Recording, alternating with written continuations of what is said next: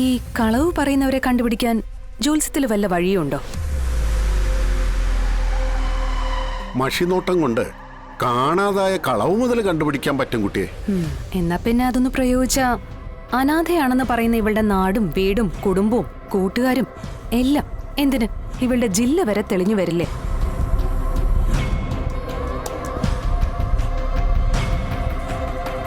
ഇത് എന്റെ മകന്റെ വിവാഹത്തിന്റെ മുഹൂർത്തം കുറിക്കുന്ന ചടങ്ങ.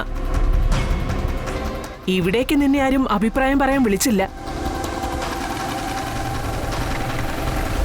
ഞാനിവിടെ നിൽക്കാൻ പാടില്ലെന്ന് വിഷ്ണുവേട്ടൻ പറയട്ടെ. എടാ വിഷ്ണു, ഇവളോട് ഇറങ്ങി പോകാൻ പറ. അമ്മേ, ഇതുപോലത്തെ ഓരോ ചടങ്ങുകളൊന്നും വേണ്ട, ഞാൻ അപ്പോഴേ പറഞ്ഞതാ. എന്നിട്ട് അമ്മ കേട്ടില്ലല്ലോ. അമ്മ എന്തിനാണ് അമ്മ എല്ലാവരുടെ മുമ്പിൽ ഇങ്ങനെ കെട്ടിയൊരുക്കി നിർത്തിയിട്ട് എന്നെ ഇങ്ങനെ അപമാനിക്കുന്നേ? സത്യാമ്മേ, ഞാനിപ്പോ എന്താ വേണ്ടത്? നാളും പൊരുത്തം ഒന്നും നോക്കണ്ട. ജോത്സ്യന്റെ ഒരു മുഹൂർത്തം കുറിക്ക്. അതെന്ത് വർത്താനോ ഭാമ ഈ പറയുന്നേ? ഇവന്റെ ജീവിതം വെച്ചാണോ നീ അഹങ്കാരം കാണിക്കുന്നൊക്കെ?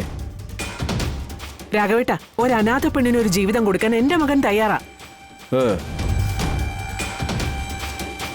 ഒരു പൊരുത്തവും നോക്കാതെ ഞാനത് നടത്താനും പോവാ.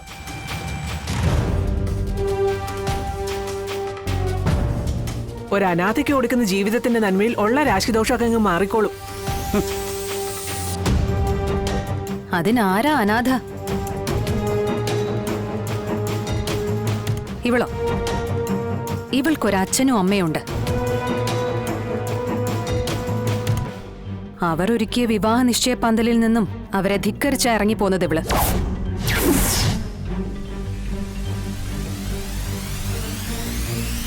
ജയശങ്കർ എന്ന ചെറുപ്പക്കാരനാ ഇവളെ വിവാഹം കഴിക്കാനിരുന്നത്.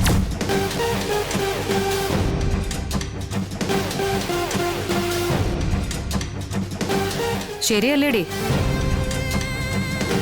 ഈ പറയുന്ന ജയശങ്കർ ഇവിടെ വന്നിട്ടുണ്ട്, ഒന്നല്ല 2 തവണ. ആദ്യം വന്നത് വിവാഹ നിശ്ചയ പന്തലിൽ നിന്നും അയാളെ ചതിച്ചിട്ട് പോയ വഞ്ചകിയെ തിരക്കി.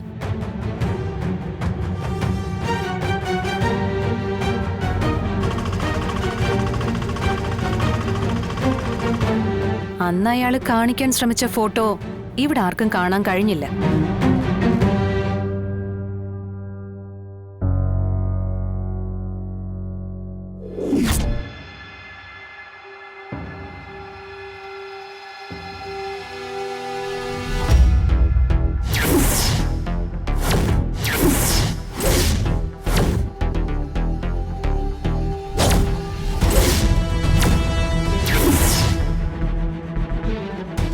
ഞാനൊന്ന് നോക്കട്ടെ സത്യമേ. ഈ കുട്ടിയോട് ഞാൻ ഇപ്പൊ സംസാരിച്ചതേ ഉള്ളൂ.